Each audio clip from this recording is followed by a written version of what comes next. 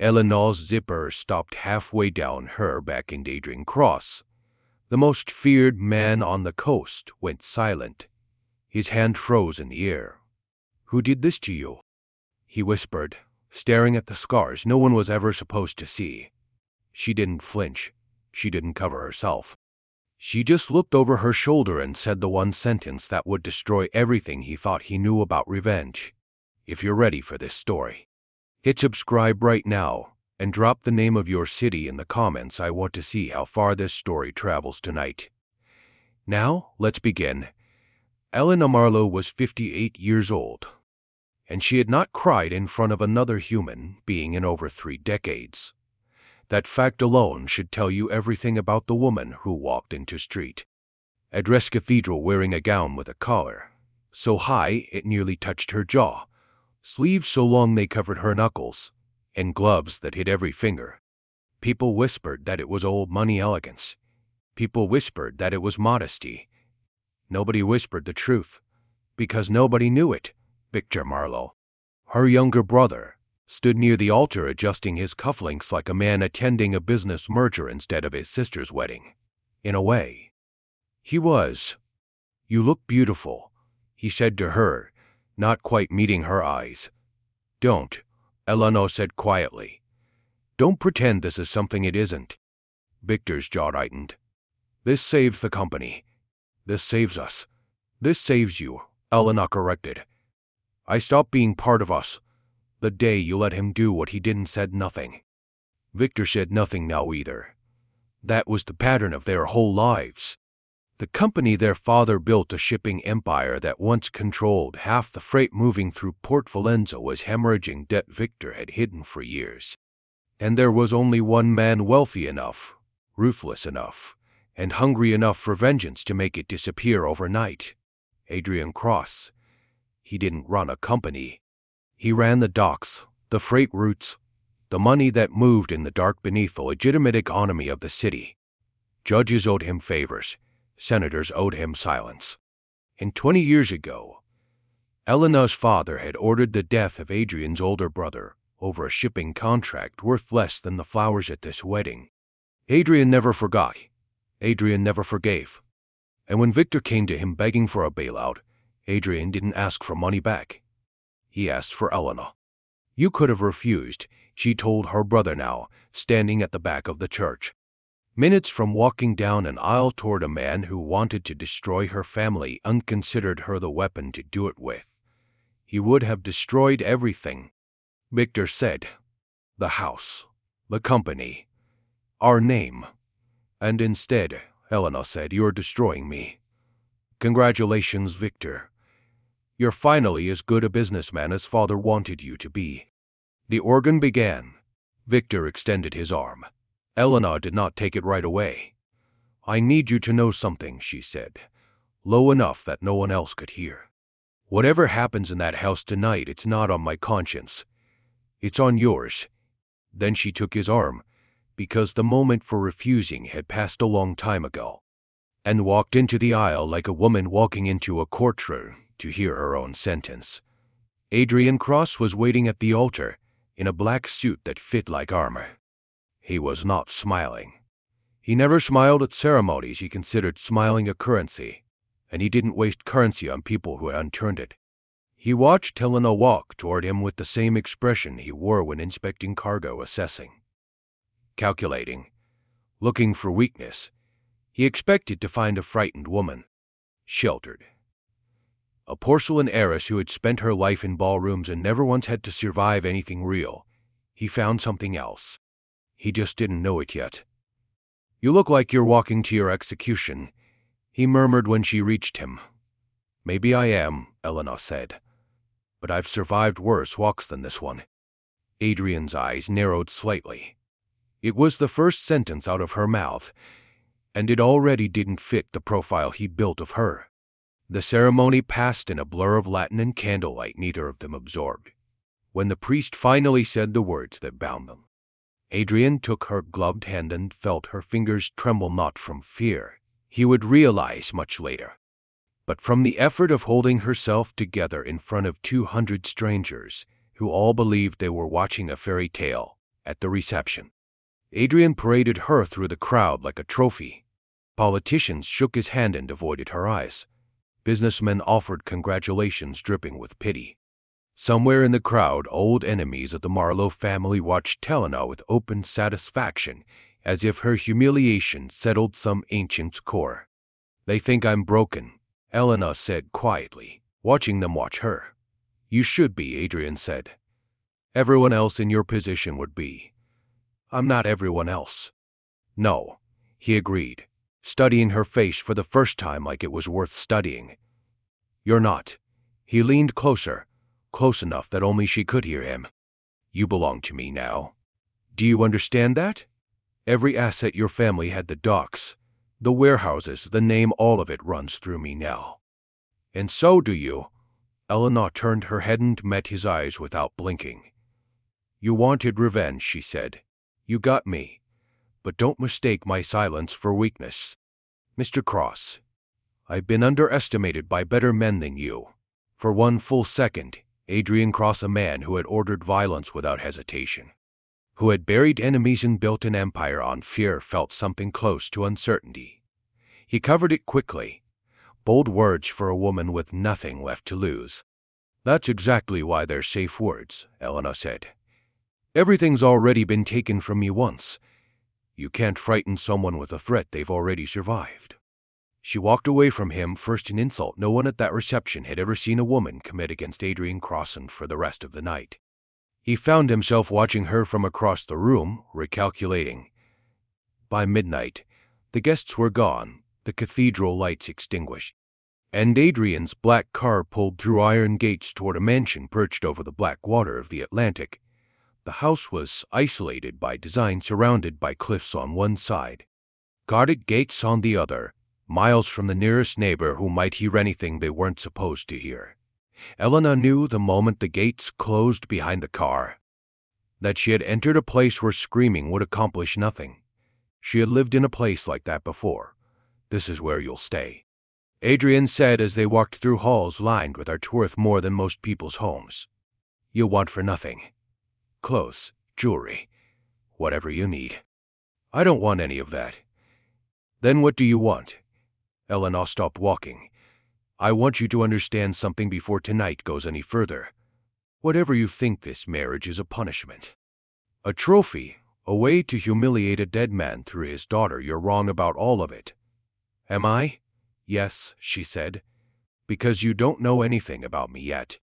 Adrian studied her the way he studied a shipment he suspected was mislabeled. "Then educate me." He led her to his private suite on the top floor, room with floor-to-ceiling windows overlooking the sea, dark and endless beyond the glass. Two armed men stood outside the door as they entered. Adrian closed it behind them, and for the first time since the wedding, they were completely alone. "Take off the dress," he said, not cruelly, not gently either. Simply as an order, the way he gave every order, expecting it to be obeyed without question. Because it always was. Elena's hands went cold. This was the moment she had been dreading since Victor first told her the terms of the arrangement. Not the wedding, not the vows. This. She turned her back to him and began undoing the long row of buttons that ran down her spine, her fingers steady even though nothing inside her felt steady at all. Adrian watched from a few feet away, arms crossed, his expression unreadable, a man accustomed to getting exactly what he wanted, exactly when he wanted it. The zipper reached the center of her back, and Adrian Cross, a man who had watched men die without changing expression, went completely, utterly silent. Because there, across skin that should have been unmarked and untouched, was a landscape of scars. Some thin and pale, faded by decades. Others thick and raised. The kind that came from wounds left too long without proper care. They crossed her shoulder blades. They curved along her spine. They told a story no wedding gown could ever have hidden completely, a story of pain inflicted again and again, over years, by someone who never once stopped to consider the damage they were leaving behind. Elena. Adrian's voice had lost every trace of the command it carried moments before. "What is this?" She didn't turn around right away. When she finally did, her face was calm, the calm of someone who had made peace with being seen. Even if the world she was being seen in was one she never chose. "You wanted to destroy my father's greatest treasure," she said quietly. "You should know something first, Adrian. He never protected me. Not once. Not ever." Adrian's eyes moved from her face to her back and then to her face again, and something in his expression cracked, not sympathy exactly. Not yet, but the first fracture in 20 years of hatred aimed at a dead man he thought he understood completely. "Who did this to you?" he whispered. Elena held his gaze without blinking. "The man you spent 20 years trying to destroy," she said. "My father." The words landed like a blade through everything Adrian thought he knew. He had spent 2 decades building an empire for the singular purpose of punishing Elena's father through his family, through his company, his name, his daughter. He had imagined Elena as an extension of the man who killed his brother, spoiled, protected, untouched by consequence, living comfortably off blood money while Adrian buried his brother alone. He had never once considered that the daughter might have been a victim long before he ever arrived to claim his revenge. "Say that again," Adrian said, his voice barely above a whisper. "You heard me the first time." Elena's voice didn't waver. "The high collars, the long sleeves, the gloves. You thought it was elegance. It was survival. I have been hiding this my entire life, Adrian, from tutors, from suitors, from my own brother's dinner guests. And now I'm done hiding it from you, because you're the one man in this city who might actually understand what it means to hate someone enough to build a life around destroying them." Adrian said nothing for a long moment.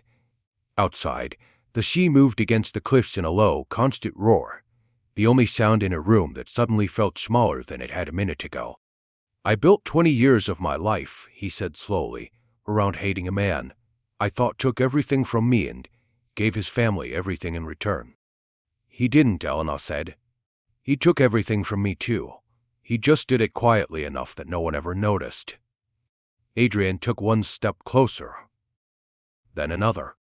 Elena didn't move, didn't flinch, didn't retreat the way every instinct in her body had been trained to do around men who moved toward her without worry. "Why didn't you run?" he asked. "Why didn't you tell someone?" "Anyone? Who would I tell?" Elena's laugh was short and humorless. "My mother died when I was 12. My brother learned to disappear the moment he heard footsteps in the hallway. The staff were paid too well to ask questions. And my father," she paused, steadying herself. "My father was one of the most respected men in Port Valenza. Who was going to believe the daughter of a man like that?" Adrian's jaw tightened, a muscle working beneath the surface of his composure. "I would have believed you. You didn't even know me. I know you now." The words hung between them, heavier than either of them expected. Elena studied his face, searching for the calculation she'd assumed was always there, the angle, the manipulation, and found, for the first time all night, something that looked almost like genuine shock. "You still have my back turned to you," she said quietly. "You could still see me exactly the way you planned to. As leverage, as a way to hurt what's left of my family." "I could," Adrian admitted. "But I won't." "Why not?"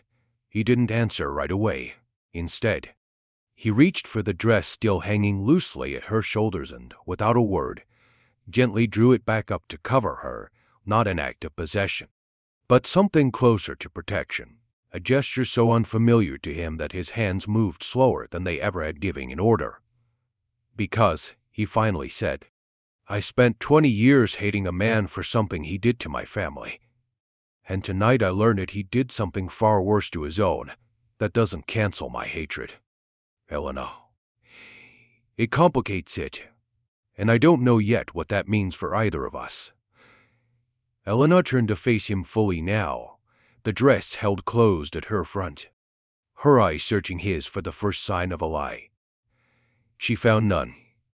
"So what happens now?" she asked.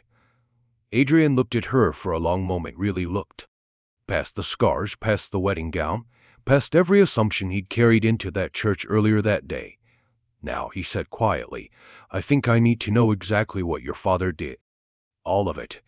Every year of it. Because a man who could do this to his own daughter's voice hardened into something Elena hadn't heard from him yet. Something that wasn't aimed at her, didn't die soon enough. Elena's breath caught. For the first time since Victor told her she would be married off to settle a debt, she wondered if the man standing in front of her might not be the enemy she had prepared herself for. She wondered, and the wondering terrified her more than anything her father had ever done. Elena didn't sleep that night, and neither did Adrian. She sat by the window of the room he'd given her, watching the black water churn against the cliffs, waiting for the door to open, waiting for the version of him she'd braced herself for since the moment Victor first said his name. That man never came. Instead, near dawn, there was a soft knock, and when she opened the door, Adrian stood there holding a tray with coffee and a small case of medicine. For the pain, he said, nodding toward her back. Old scars ache in cold weather. I've seen it before men I worked with wore wounds. I didn't know if anyone ever treated yours properly. Elena stared at the tray like it might be a trick. You brought me medicine. I brought myself to your door and asked before I touched anything. Adrian said. That's new for me too. Get used to it. She took the tray, and for a moment neither of them said anything, because both of them understood that something had shifted overnight that neither had a name for yet. I need to know everything, Adrian said finally. About your father. About what happened in that house. If I'm going to understand what I've been chasing for 20 years, I need the truth, not the version your family let the world believe. Elena studied him. Why does it matter to you now? Because I built an empire to punish a dead man, Adrian said, and it turns out he was already being punished by the daughter he tortured. Every single day in silence. I don't know what to do with that yet, but I know I can't keep pretending it doesn't change things. So she told him. She told him about the nights her father's footsteps stopped outside her instead of passing by. She told him about learning to read his mood by the sound of his shoes on the marble floor. She told him about the excuses the household staff invented for the marks that showed, and the clothes she learned to choose for the ones that didn't. She told him about calling out once, just once for her mother, only to remember mid-scream that her mother had already been dead for 2 years. Adrian listened without interrupting, his jaw tightened more with every sentence, and by the time she finished, his hands were curled into fists at his sides, knuckles white. And your brother, he said, voice flat and dangerous. He heard this happening. He turned up the music, Elena said. Every time. He was a child too, Adrian. I don't blame him for being afraid. But you blame him for staying silent as an adult. Elena's eyes flickered. Yes. Good, Adrian said. Because I do too. That was the first mini-climax of the morning, not violence, not confrontation, but agreement. A strange and unexpected alliance forming between a woman who had spent her life surviving and a man who had spent his building an empire on hate. It didn't last long before the next crack in the foundation appeared. 3 days later, one of Adrian's men, a broad-shouldered enforcer named Dmitri who had worked for him since the beginning, pulled Adrian aside in the hallway outside Elena's room, speaking low enough that he assumed she couldn't hear. Boss, I don't like this, Dmitri said. You married her to break the Marlowe-s. Now you're bringing her coffee and asking permission to touch her? The men are talking. Let them talk. They're saying you've gone soft, that the wife is running the house instead of you. Adrian's expression didn't change, but something behind his eyes did. Say that again. Dmitri hesitated, sensing he'd crossed a line but pushed forward anyway, loyal enough to believe honesty was worth the risk. I'm saying the men respect fear, not gentleness. If word gets out that Adrian Cross treats his prisoner like glass, she's not my prisoner. Adrian's voice dropped low, quiet in the way that was far more dangerous than shouting. She is my wife. And the next man who calls her that in my house will find out exactly how soft I've become. Dmitri backed down immediately, but the conversation had already done its damage because Elena, standing just inside the doorway, had heard every word. She stepped out into the hallway once Dmitri had gone, arms crossed, studying Adrian with an expression caught between gratitude and suspicion. "You defended me," she said. "You're my wife," Adrian said simply, as if that explained everything. "That's not why you did it." Adrian exhaled, some of the hardness leaving his shoulders. "No, it's not." "Then why?" He looked at her for a long moment, searching for words he clearly wasn't used to using. "Because for 20 years, I've been the only person in my life who decided what happened to me. Nobody protected me. Nobody asked permission. I built this empire so that would never happen again, so that I would always be the one giving the orders, never the one receiving them." He paused. "You've spent your whole life the opposite way. Someone else always decided. Your father. Your brother. Now me. Apparently, unless I make sure that stops." Elena's breath caught. It was the most honest thing anyone had said to her in years. "That's a strange kind of promise," she said quietly, "coming from a man who married me for revenge." "Everything about this marriage started as revenge," Adrian admitted. "I won't pretend otherwise. But revenge was supposed to be about punishing you for what your father did to my family. I can't do that anymore, Elena. Not when I know what he did to you first." For a moment, standing in that hallway, something passed between them that neither of them was ready to call anything, yet not trust, not affection, just the fragile beginning of two people who had both spent their lives being used, recognizing something familiar in each other. Then Adrian's phone rang, and the moment shattered. He answered it, listened for 10 seconds, and his entire posture changed, shoulders squaring, jaw setting, the mask of the Mafia boss sliding back into place like it had never left. "Where?" he said, not a question, a demand. He listened again, then hung up without another word. "What is it?" Elena asked. "Your brother," Adrian said. "It seems Victor didn't just sell you to save the company. He's been hiding something much bigger." Elena's stomach dropped. "What kind of bigger?" "My accountants found irregularities in the Marlowe shipping ledgers going back 6 years. Offshore accounts. Fraudulent transfers. Victor has been bleeding the company dry long before your father died and using the debt as leverage to force this marriage. Knowing full well I'd absorb obligations that weren't mine to absorb." Elena felt something cold settle in her chest, not surprise exactly, because some part of her had always suspected Victor was capable of this. But confirmation was its own kind of wound.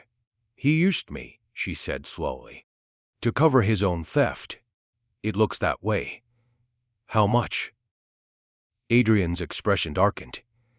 "Enough that if I hadn't married you, your brother would have been exposed within the year, and possibly arrested. He didn't come to me to save the family, Elena. He came to me to save himself." The betrayal landed harder than anything her father had ever done, because her father's cruelty had always been direct, undisguised, impossible to misread. Victor's betrayal wore the mask of sacrifice. He had let her believe she was saving the family, when really she had only ever been saving him. "I want to see the documents," she said, voice steady despite the storm building behind her eyes. "Elena, I want to see them, Adrian. All of it." He studied her for a moment, then nodded once, understanding that this was not a woman who needed to be protected from the truth. She had survived worse truths than a brother's greed. That night, spread across the long table in Adrian's study, were pages of financial records that told a story far uglier than either of them had expected. Victor hadn't simply mismanaged the company. He had systematically drained it for years, funneling money into shell corporations, falsifying shipping manifests, forging their father's signature on transactions long after he was too ill to conduct business at all. And buried in the middle of it all was something that made Elena's hands go cold as she read it. A medical record their father's from 3 years before his death. A diagnosis of early cognitive decline, memory lapses, impaired judgment. The beginning stages of a condition that would have made him legally unfit to run the company within a year. Victor had known. And instead of stepping in, instead of protecting the business or their father, he had used the diagnosis to forge documents in their father's name, while their father was still lucid enough to occasionally catch mistakes. He almost certainly took out on the daughter conveniently nearby, in ways no doctor's report would ever record. Elena set the page down slowly, her hands trembling for the first time since she'd walked down that aisle. He knew, she whispered. Victor knew father was slipping, and instead of helping him or helping me, he used it. He let father's confusion become chaos in that house, and he profited from every second of it. Adrian's voice, when it came, was low and lethal. Your brother didn't just abandon you to your father's cruelty, Elena. He engineered conditions that made it worse. Every year your father's judgment failed. Victor's theft grew easier to hide behind it. Elena stood, walked to the window, and stared out at the black water for a long time before she spoke again. I need to confront him, she said, not with anger, with proof. I can arrange that, Adrian said. No, Elena said, turning to face him, something new and unshakable settling into her spine. We can arrange that. Together. I want him to understand exactly what he sold, and exactly what it's going to cost him. Adrian crossed the room slowly, stopping close enough that she had to tilt her head to meet his eyes. For a moment, the distance between the man who married her for revenge and the man standing in front of her now seemed impossibly wide. 20 years ago, he said quietly, I would have called this the beginning of the end for the Marlowe family. Now it feels like something else. What does it feel like? Elena asked. Adrian didn't answer right away. Instead, he reached out slowly, giving her every chance to step back, the way he always did now, and gently touched the edge of her sleeve, right where the fabric covered the scars neither of them had spoken about since that first night. It feels like justice, he said finally, for both of us. Elena didn't pull away. Outside, the sea kept moving against the cliffs. Indifferent to the storm building quietly inside the house, a storm neither Victor Marlowe or the ghost of the father who started it all had any idea was coming for them. Victor Marlowe arrived at the mansion 2 nights later, expecting the same negotiation he'd been running his entire life. Charm, deflection, a number scribbled on a napkin to make a problem disappear. He straightened his tie in the reflection of the car window before stepping out, rehearsing the same tone he'd used on creditors, on lawyers, on anyone who ever got close enough to see the truth of what he'd built his life on. He was not prepared for what waited inside. Victor, Adrian said from the head of the long dining table, not rising to greet him.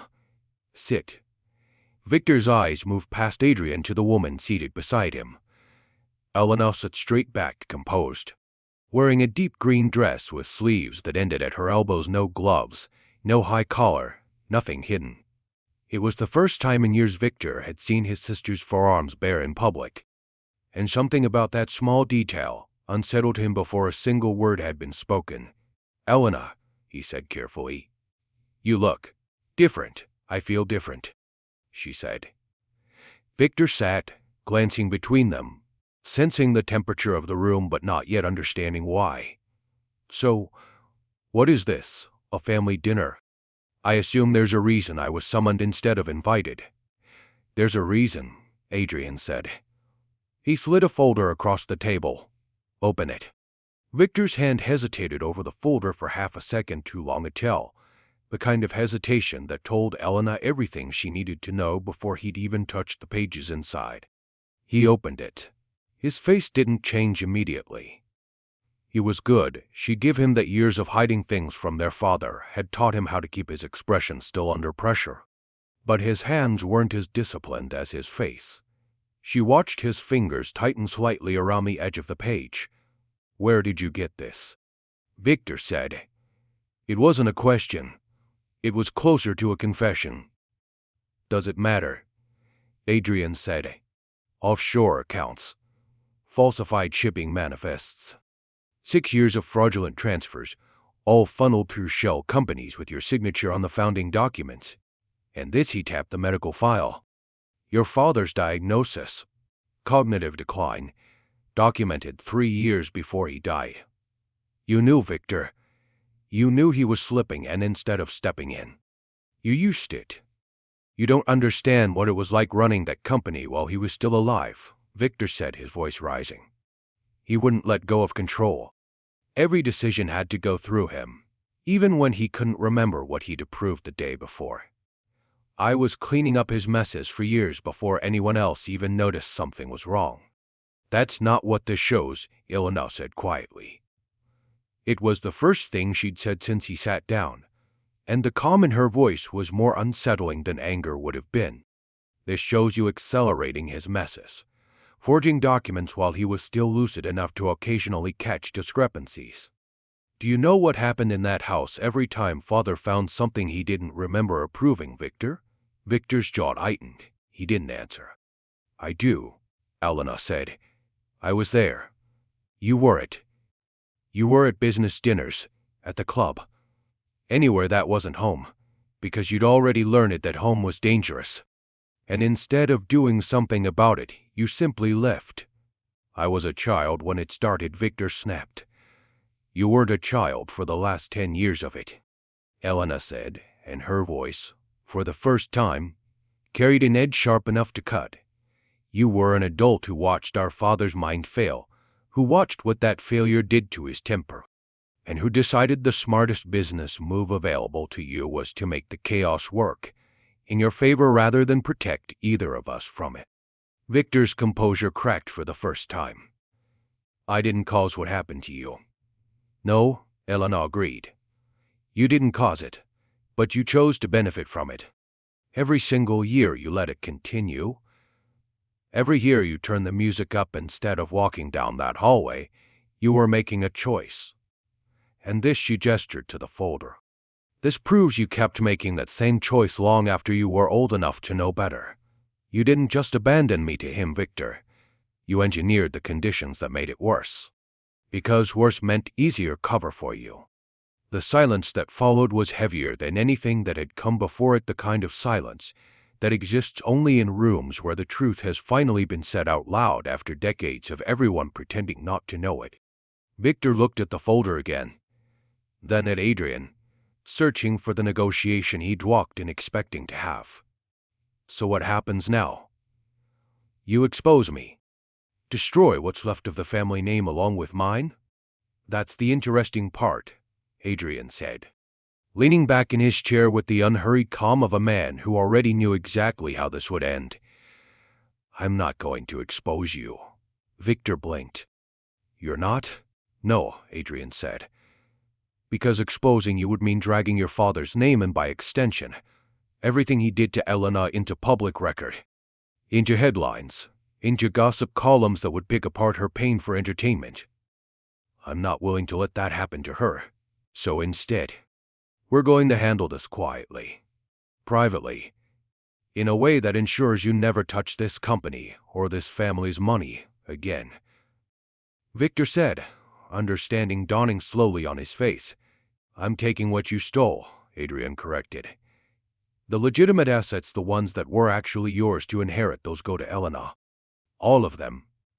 The company will be restructured under her control, effective immediately. The corrupt side, the shell companies, the offshore accounts, those cease to exist by the end of this week. And any money recovered from them goes toward paying down the debts you created. And me? Victor's voice had lost all of its earlier confidence. You keep your freedom, Adrian said. That's more than you deserve, and it's a gift only because Elena asked me to consider mercy, which is more than you ever showed her. But you will never hold a position of authority in this family's business again. You will sign every document I put in front of you tonight, and you will disappear from Port Valenza quietly, or I will reconsider the mercy currently on the table. Victor's eyes flicked to Elena, searching for some last thread of sympathy. Some sign that his sister, the girl who used to cover for him when they were children, who used to protect him from their father's temper even as a child herself, might still exist somewhere beneath the composed woman sitting across from him now. "Elena," he said, quieter now, "please. I'm your brother." "You are my brother," Elena said, and something in her voice broke slightly for the first time all evening. The only crack in an otherwise unshakable composure. "The boy who used to sneak into my room after father left and check if I was okay, that was my brother. I loved that boy. I would have done anything for him." She paused, steadying herself. "But that boy grew into a man who sold his sister to a Mafia boss to cover his own theft, and let me walk into that marriage believing I was saving something worth saving. You didn't just betray me tonight, Victor. You've been betraying me for years. Tonight is just the first time I finally had proof." Victor said nothing. There was nothing left to say. Adrian slid a pen across the table along with the documents. "Oh," Victor sighed, page after page, his hand growing less steady with each signature, watching the decades of carefully hidden theft dissolve into ink and paper in front of the two people who had suffered most for it when it was done. Adrian rose from the table. "Dmitri will drive you home. You have 1 week to arrange your affairs before the transfer of assets becomes public record among the board. I'd suggest you use that week wisely." Victor stood on unsteady legs, gathering nothing, no documents, no leverage. Nothing left to carry out of that room but the weight of what he'd finally been forced to face. He paused at the doorway, looking back at his sister one last time. "For what it's worth," he said quietly, "I am sorry." Elena held his gaze without flinching. "I know. But sorry doesn't undo 18 years of silence.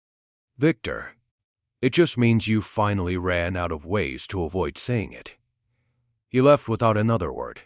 The silence after the door closed felt different from every silence that had come before it in that house, not tense, not dangerous, but strangely weightless, like the exhale after holding a breath for far too long. Adrian watched Helena carefully, searching her face for cracks, for the collapse he half expected after confronting the last member of her family capable of hurting her. Instead, she looked steadier than he had ever seen her. "You didn't destroy him," Adrian said. "You could have. I would have let you." "I know," Elena said, "but destroying him wouldn't have given me anything back. It would have just made me more like him, like both of them. I don't want that anymore. I spent my whole life being defined by what they did to me. I'm done letting my worst moments write the rest of my story." Adrian moved closer, and this time it was Elena who closed the last of the distance between them, resting her hand lightly against his chest, not out of fear, not out of obligation, but out of something that had been quietly building since the night he first asked her a question no one else had ever bothered to ask. "There's something else," Adrian said. He reached into his jacket and produced a single folded document, setting it gently in her hands. "The deed to your father's house. It's yours now. Free and clear. You can sell it, burn it to the ground, or walk through every room and take back whatever pieces of yourself you left behind in that place. The choice belongs to you. It always should have." Elena stared down at the paper, at the address that had haunted every corner of her memory for over 40 years, and felt something inside her chest shift. Not relief exactly, not yet, but the first quiet stirrings of a door finally being handed a key instead of a lock. She looked up at Adrian, and for the first time since the wedding her voice carried no trace of armor at all. "I know exactly what I want to do with it," she said. 6 weeks passed before Elena stepped through the front doors of her father's house again, and this time Adrian walked one step behind her, close enough to catch her if the weight of the place tried to pull her down, far enough to let her walk in on her own terms. The staff had been dismissed months ago, back when Victor's fraud first came to light and the house sat frozen in legal limbo. Dust had settled over furniture that once seemed too grand to touch. The grandfather clock in the main hall had stopped at some point no one had bothered to notice, its hands frozen at a time that meant nothing to anyone but the house itself. You don't have to do this today, Adrian said quietly. Yes, I do, Elena said. I've been avoiding this house my entire adult life. I'm not going to spend the rest of it doing the same thing. She moved through the room slowly, and Adrian watched something happen to her that he hadn't expected. Not collapse, not the breakdown he'd half braced for, but a kind of narration, quiet and controlled, as if she were finally allowed to say the things out loud that she'd swallowed for decades. This is where he used to wait, she said, standing in the main hallway, staring at a spot on the floor that meant nothing to anyone else. Right here. I used to listen for his footsteps on the stairs and try to guess, before he even reached the bottom, whether it was going to be a good night or a bad one. Adrian said nothing. He'd learned it over the past 6 weeks, that some silences were meant to be filled with presence, not words. This was Mother's sitting room, Elena continued, moving into a room with faded wallpaper and furniture draped in white sheets. After she died, he locked it. I used to sneak in here anyway, just to sit somewhere that still smelled like her, until he found out and had the locks changed. She reached out and touched the edge of a covered armchair, and for a moment her hand trembled, the first crack Adrian had seen in her composure since they'd arrived. You don't have to keep going, he said gently. I want to, Elena said, steadying herself. I need to see all of it. Every room. If I'm going to decide what this place becomes, I need to know exactly what I'm deciding for. They moved through the library, the dining hall, the study where Victor's forged signatures had first been discovered months earlier by Adrian's accountants, and finally, down a narrow staircase Elena hadn't set foot on in over 20 years. Into the basement. The air changed the moment they descended. Colder, heavier.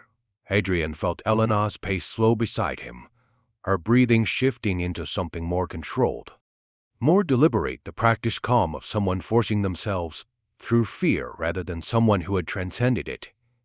This is where it usually happened, she said quietly, standing in the center of a room lined with old furniture and boxes no one had touched in decades. He liked it down here. No windows. No one to hear anything. Adrian's hands curled into fists at his sides, the old rage flickering back to life. But he kept his voice level, because he understood, finally, that this moment belonged entirely to Elena, not to his anger on her behalf. What do you want to do with this room? He asked. Elena looked around slowly at the shadows, at the old stains on the concrete floor no amount of scrubbing had ever fully lifted, at the ghosts of every scream this room had swallowed and never released. I want to open the windows, she said, except there aren't any. Then we'll put some in, Adrian said simply. Elena turned to look at him. What? This room doesn't have to stay what it was, Adrian said. You have the deed. You have the money.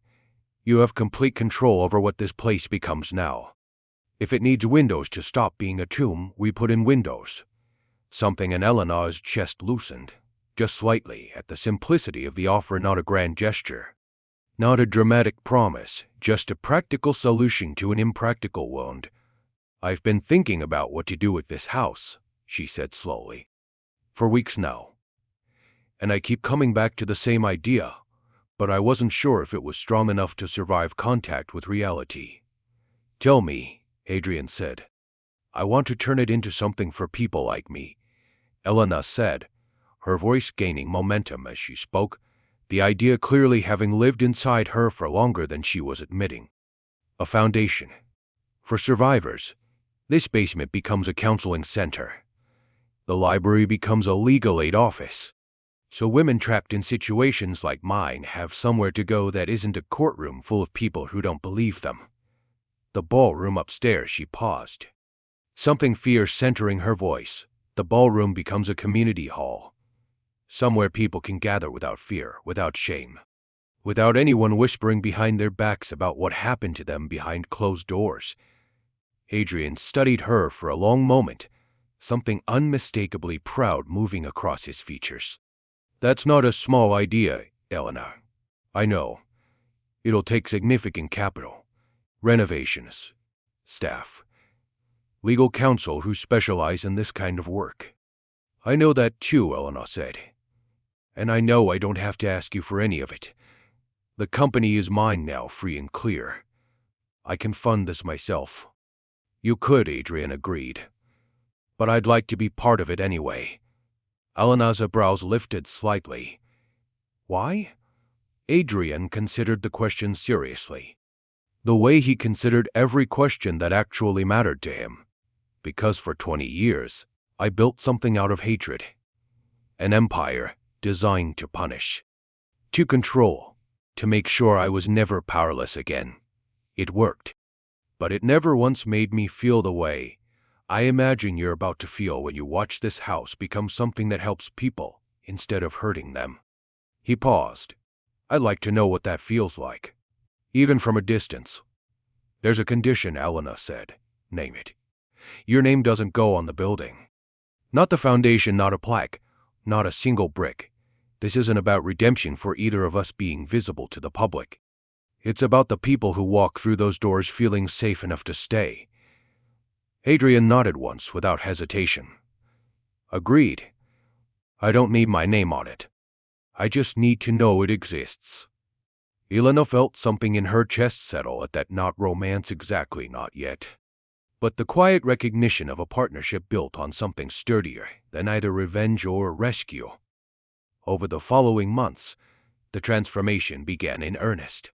Elena oversaw every detail personally, walking contractors through room after room, making decisions about what stayed and what was torn out entirely. The basement was gutted first, new lighting installed, walls repainted in warm colors that had never touched that space before, and yes, windows cut into what had once been solid concrete, letting sunlight reach a room that had spent decades in darkness by design. Word spread quietly through Port Valenza's underground network of survivors, women who had learned it, the way Elena once had, to hide their pain behind long sleeves and quiet excuses.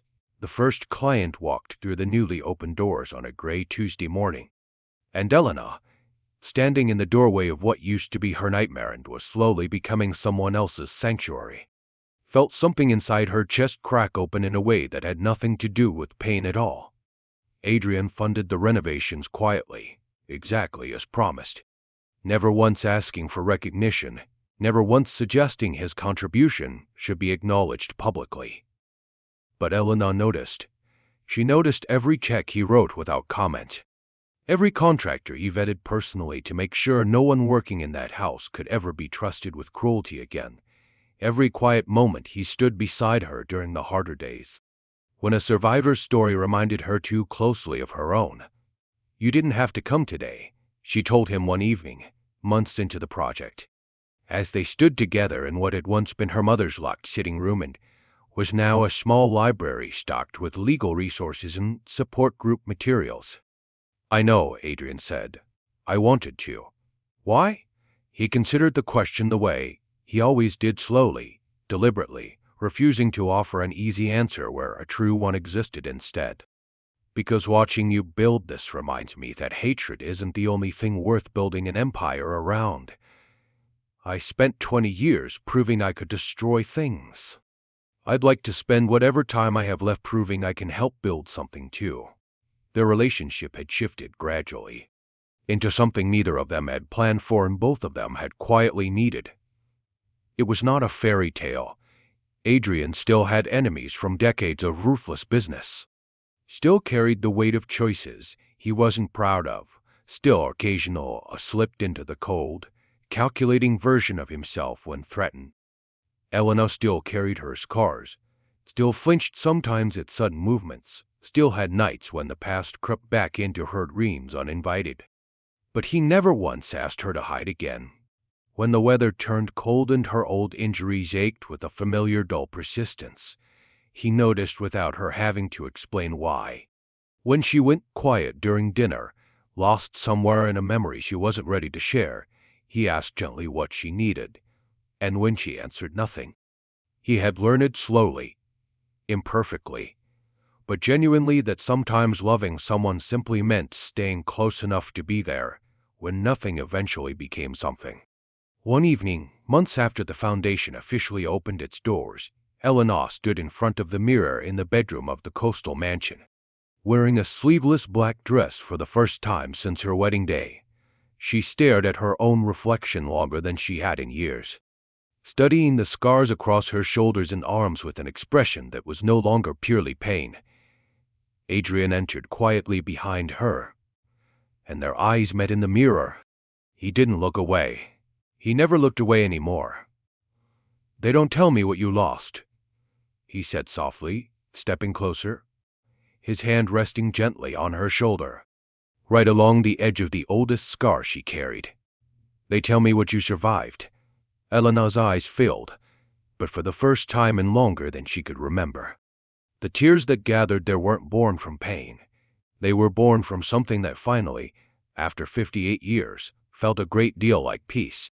A year to the day after the wedding no one expected to survive, Eleanor stood at the wrought iron gates of the foundation and watched a woman walk through them for the first time, young, maybe 30, with a long-sleeved coat buttoned to the throat despite the warm afternoon, and a look in her eyes that Eleanor recognized instantly, because she had worn that same look for most of her life.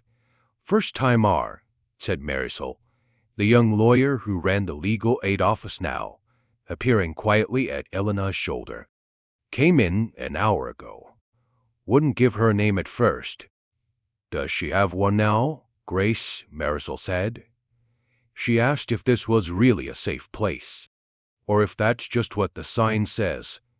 Eleanor felt something tighten in her chest, not pain this time, but recognition, sharpened immediate. "What did you tell her?"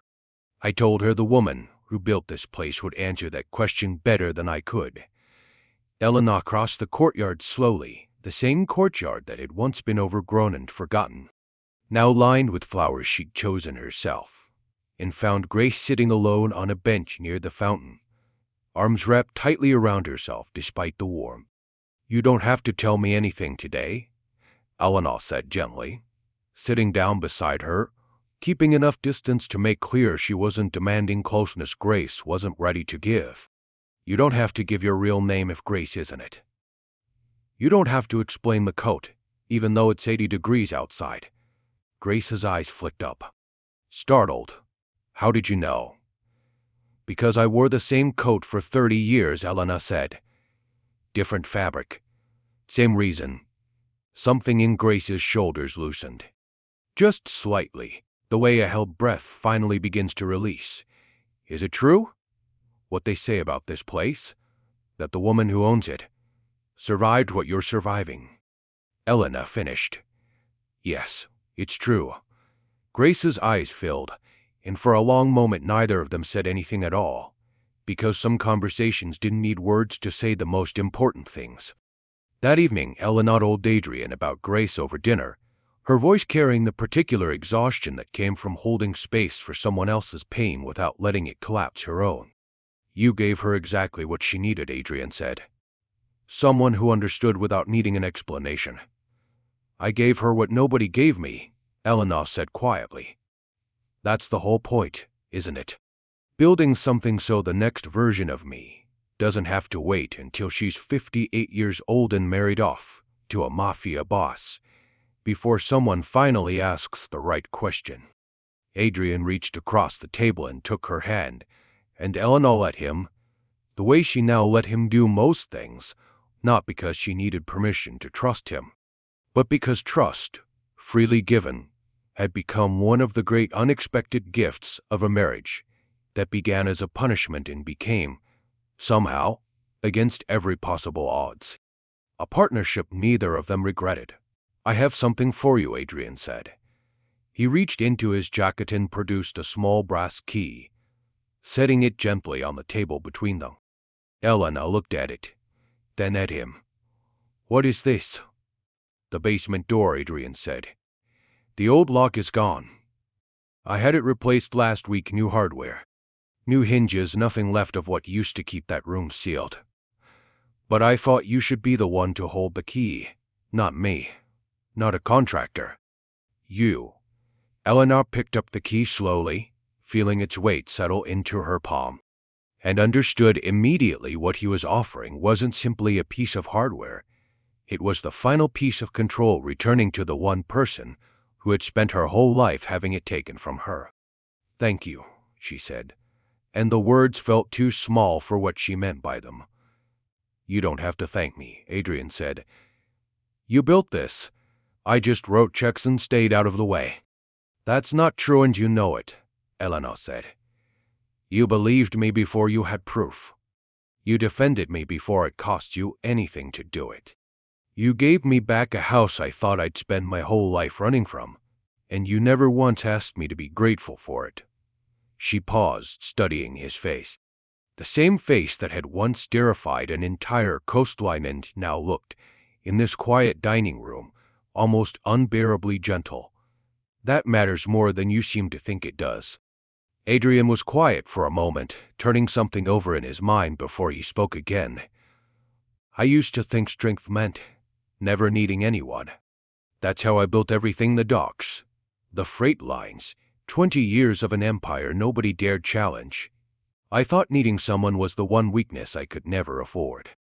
And now I think the strongest thing I've ever done is let you see me change my mind," Adrian said. "About you. About your father. About what this marriage was supposed to be. And what it actually became." Eleanor reached across the table and covered his hand with hers. Scars and all, no sleeve between them, nothing hidden. "What do you want to do with the life you still have, Adrian?" she asked quietly. "That's the question you asked me, that first night. I never asked it back."